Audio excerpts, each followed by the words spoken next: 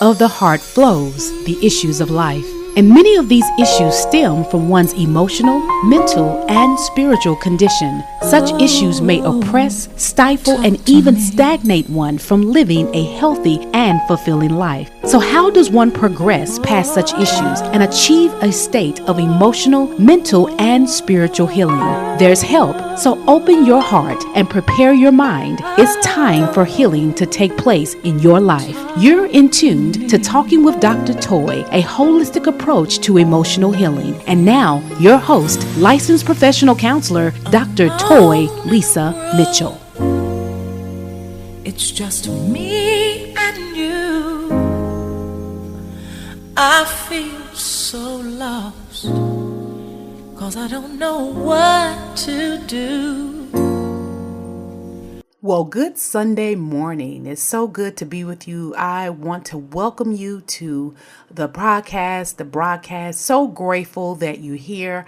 I am Dr. Toy, and listen, you are in tune to Talking with Dr. Toy.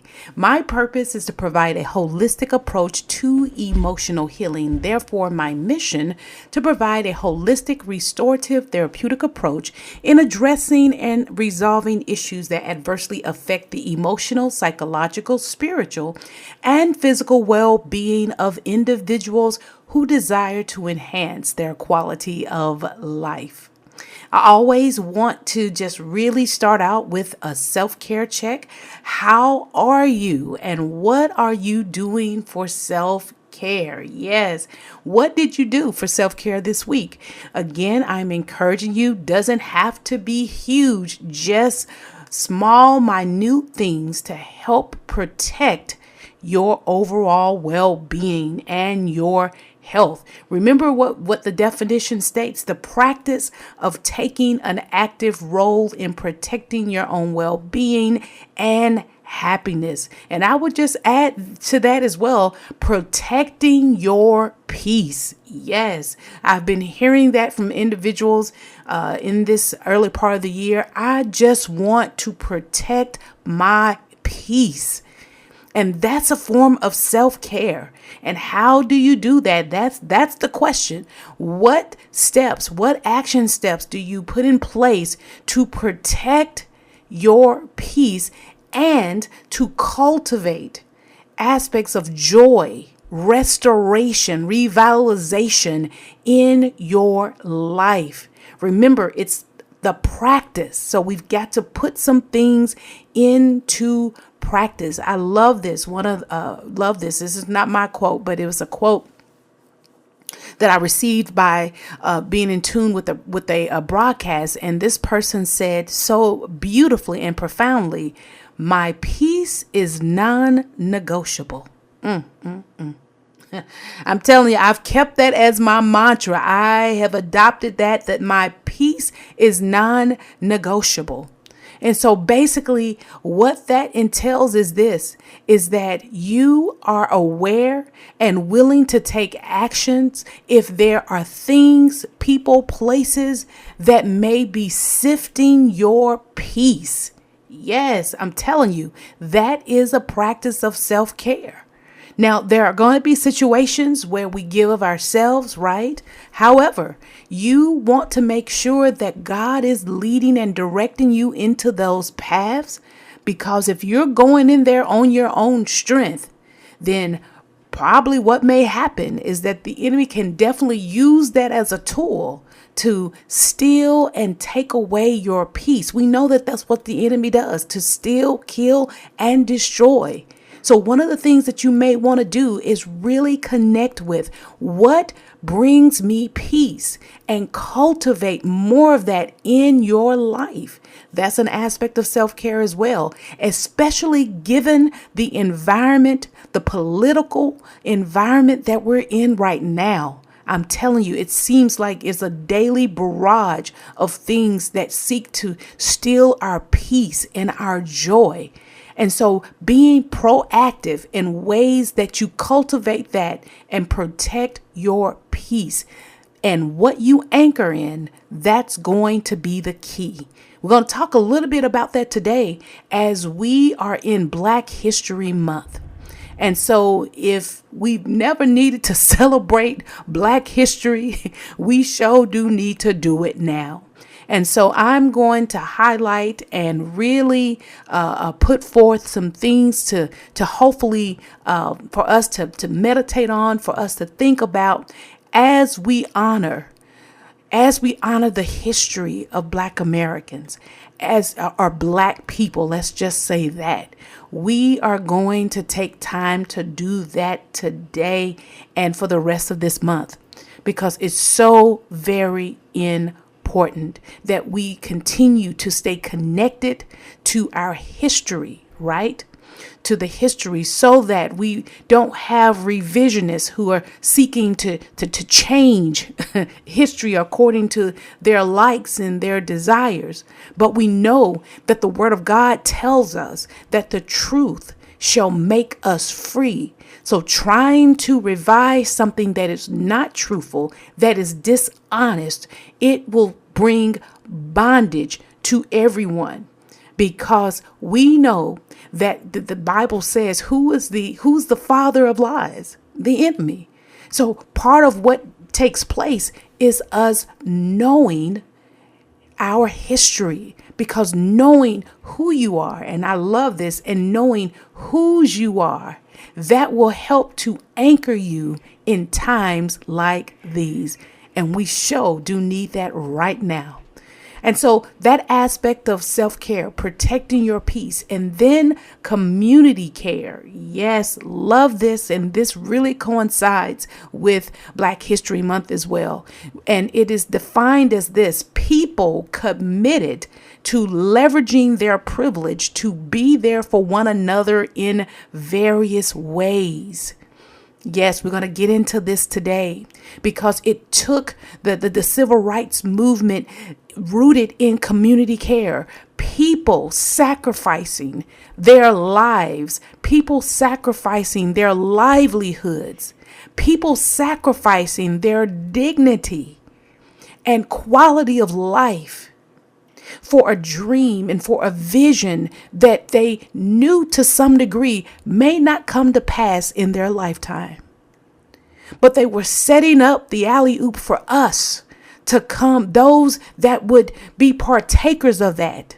And so I love that passage of scripture in Hebrews where it says that for the joy set before him, Christ endured the pain of the cross. And so what some scholars suggest that is that the joy set before him, some scholars suggest that was us. Jesus saw a people in need of healing, salvation, and deliverance. And so the joy of us being able, the people being able to take part and receive salvation and healing, that joy for someone else, again, self-sacrifice. That's some of the reason why he endured the shame, the pain of the cross for us, for someone else. So that concept of community care becomes so much more evident in this space that we're living in today. Again, how I frame this: how did you show up for others, and how did you allow others to show up for you? So very important. Again, how do we show up for others? And we'll talk about ways in which the men and women showed up for us, even though they didn't know who we were. We weren't even in existence yet, but they showed up, right? Sacrificed. And then I love the second question: how did you allow others to show up for you? We've talked about that before, but leaning in to your support systems, because I'm going to be honest, there is a difference between solitude and isolation. Right? There's a difference. We need to cultivate solitude in our lives, quiet time to just quiet the noise, and for us to connect in relationship with God and also with ourselves. However, isolation, sometimes what that does is that isolation can get us cornered off into spaces where we begin to think about, well, there's no one here for me. There's no one that embraces me. There's no one here for me. And when we get into those places, it's like that's a good place for the enemy to just barrage you with lies, right? And so be mindful of being able to know the difference between, am I isolating or am I cultivating solitude? All right. Because sometimes when we isolate, we don't lean into our support. We negate that support. And that can be a vulnerable position and definitely a weakened position. So here's what I want to talk about today. And we may continue with this next week, but this is what I want to talk about today. This has kind of been stirring in my soul, and I wanted to bring this forth. I want to talk about the power. I want to talk about the power of resistance. I want to talk about the power of resistance in honoring Black History Month. Part of this process comes with what we're experiencing in this world today. How in some ways we're experiencing attack against the other. If you are not of a certain color or hue, then it brings about these things of dehumanizing you, seeing you as object, right? And how these stereotypes in some ways are so damaging, so very damaging, that we internalize them, and then we begin to internalize and accept these stereotypical things in our psyche.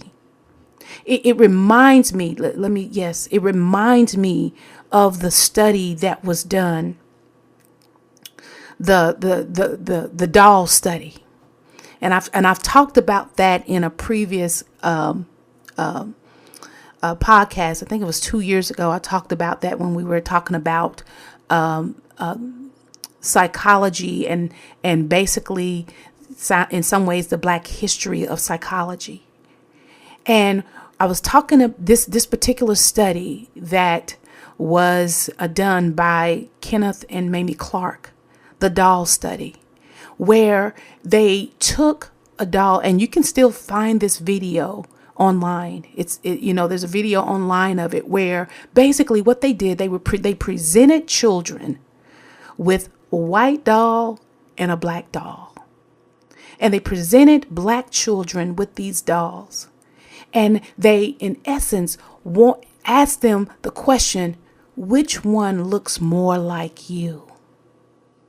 Which one looks more like you? Right?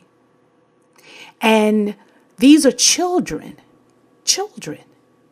And some children pointed to the white doll.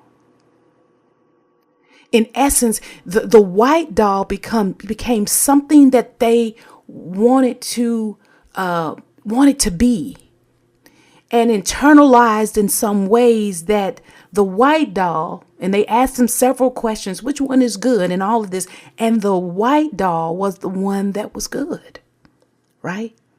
The white doll was the one that was good, and the black doll, in many, was bad.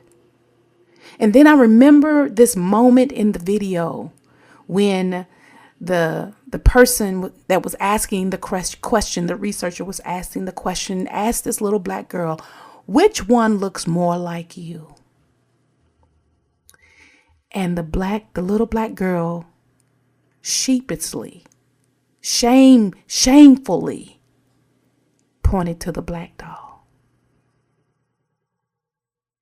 No sense of pride, no sense of goodness, but it was almost, I'm that one. Do you know what that does to our psyche? These stereotypes and all of these things with regards to people of color, that it equates with with bad, and all of this is rooted in white supremacy? Do you know what that does to the self-image of a child and growing up in that space? That at an early age, a child sees herself as less than, sees herself as bad just because the hue and the melanin in her skin. This is a space of tearing down the psyche of those who are also created in the image of God. And there's nothing inherently good about that. That is evil. And that is what an enemy devises to do, to steal aspects of your authentic and true identity, to destroy your sense of personhood and humanity. And so today, we're going to talk about the power of resistance, because it was the power of resistance that really strengthened our arms, strengthened our legs and our minds and our hearts to not accept the status quo. In essence, to not accept and embrace the demonic lies that because you are of a different melanin and hue, that you somehow are not valuable, that you somehow are less than, that you somehow are not enough. As the preachers would say, that is a lie from the pit of hell.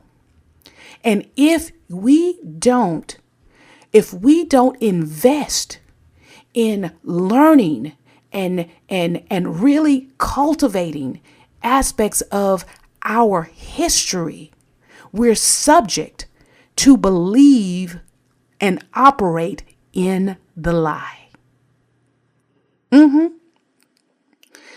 Our hair, our skin, our frame, in many cases has been mocked, has been demonized. Yeah, it has been. And even in the early years of psychology, go back and listen to that series, right? And so, but yet and still, there is this aspect of mocking it, hating it, right? But also trying to adopt it and co-opt it. And so there is something insidious here. And if we don't connect and learn about aspects of our history, we will fall for the okie doke. We will fall for it. And so one of the means by which we are able to stand and to cultivate this aspect of our true identity and who we are and the DNA that resides within us is to know our history and to process the power of resistance. I love this. This basic definition of resistance, it says this resistance is the refusal, come on, the refusal to accept or comply with something. The ability to withstand an adverse force or an imposing action. It refers to the efforts to stop or fight something socially and physically. Listen, I love this part. The refusal to accept or comply with something. The attempt to prevent something by action or argument. That's loaded, and that is packed with meaning. And part of this aspect of resistance is rooted in is rooted in morality. What is morally just and what is morally right. You know, when we talk about, and I'm going to talk about civil disobedience as well. But when we talk about resistance, there are some in our culture that will seek to demonize this, right? You need to go along to get along and all this. And listen, part of living in this world is that, yes, we have to comply with equitable laws of the land. So not saying that we don't. But the things that I just mentioned to you with regards to these stereotypes of diminishing people's value and self-worth and their identity based on the melanin of their skin, no, we resist that. We refuse to accept that the standards of beauty, the standards of acceptance solely reside in European Americans. We refuse to believe that our skin color is ugly, is not acceptable. No. Defective. No. That is something, as we talked about before, that is something from the pit of hell. And if we do not, and let me say this, there are forces, let's be real, there are forces that seek to sow that kind of lie and disruption into the lives of people of color. There are forces that seek to do that. And so part of this process is that if we are not aware of these things, we may be subject to the insidious nature of what's being communicated about us, what's being said about us, how we are being portrayed in the media and all of this. Well, we latch on to those stereotypical notions because, let me say this, it is easy to give way to a stereotype. It is easy to do that. It is easy to roll on that wave of, well, this is who they are, this is how they are, and build a philosophy, build a way of thinking around a stereotype. It's easy to do that because that's what's presented on the tray. But if we ever go beyond what is presented to us and dig for ourselves, which takes what? Intentionality and time, then what we begin to uncover is that something is awry here. Something is not right here. There's something that's missing here. No. But the only thing that can combat a lie is the truth. And let me say this, a lie is more readily available than the truth. Let me say that again. A lie is more readily available than the truth. We have to be proactive in learning the truth about who we are, our heritage. Because if we ever anchored in that truth of who we are, they know that once we know that truth, and once we are rooted and anchored in that truth, we will not receive a lie. And no longer can we be lied to. Let me say, that is an act of resistance, refusal, or to accept something that you know is morally corrupt. That is resistance. And having the ability to stand in that. I love this when we talk about resistance. I love it when it says that it's not only standing against something. Yeah, I love this. Ultimately, the power of resistance is not just about stopping something, but about fostering a different kind of strength, wisdom, and potential for a different future.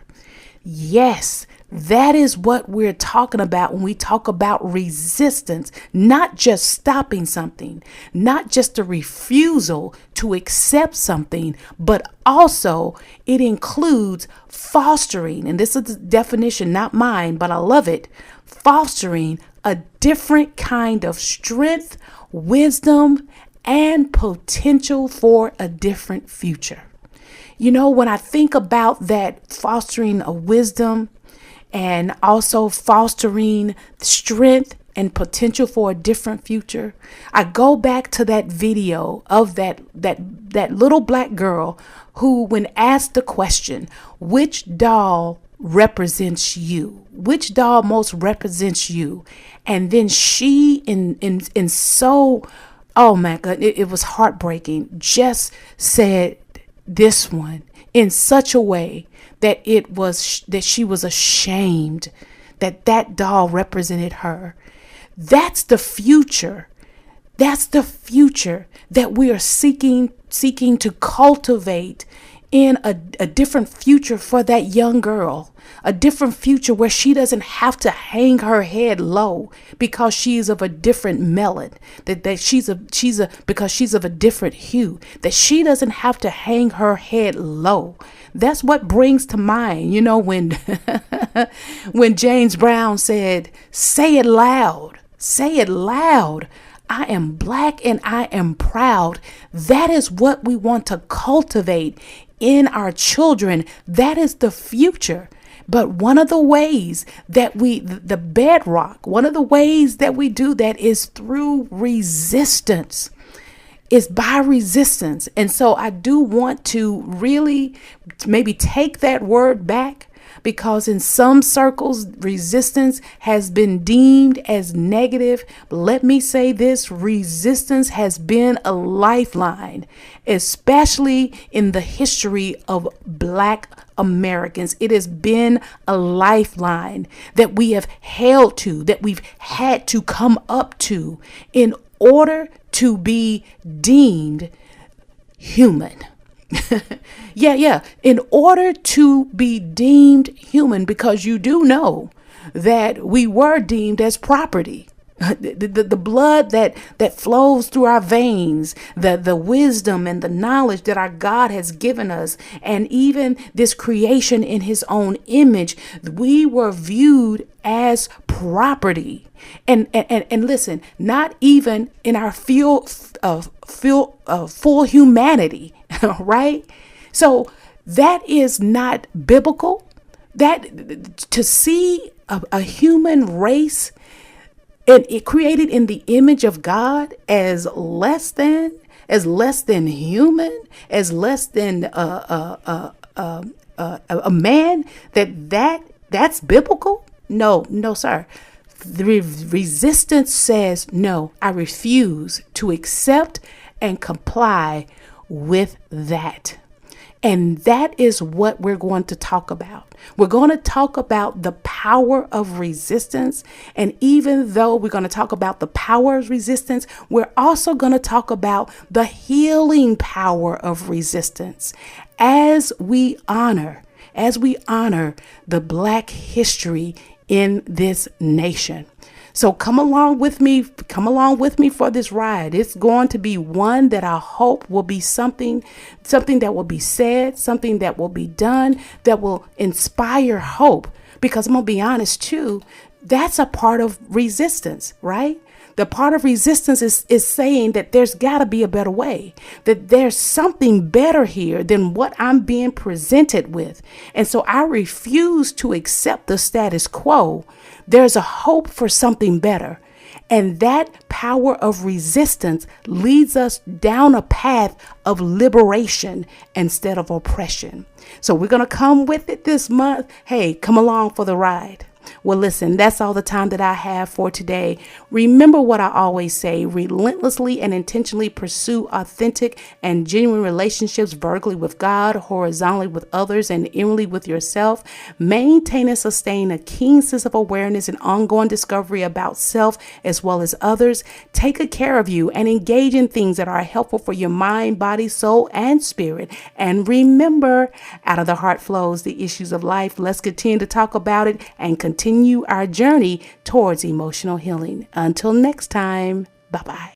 So I need to talk. You've been in tuned to Talking with Dr. Toy, providing a holistic approach to emotional healing with your host, licensed professional counselor, Dr. Toy Lisa Mitchell. Please connect with me at talkingwithdrtoy.com or Facebook at Talking with Dr. Toy or email talkingwithdrtoy@gmail.com. I would love to hear your story and hear your heart regarding the issues of life you may be experiencing. Remember, out of the heart flows the issues of life. Let's continue to talk about it. I look forward to hearing from you. Thanks for listening, and please join me next week for Talking with Dr. Toy.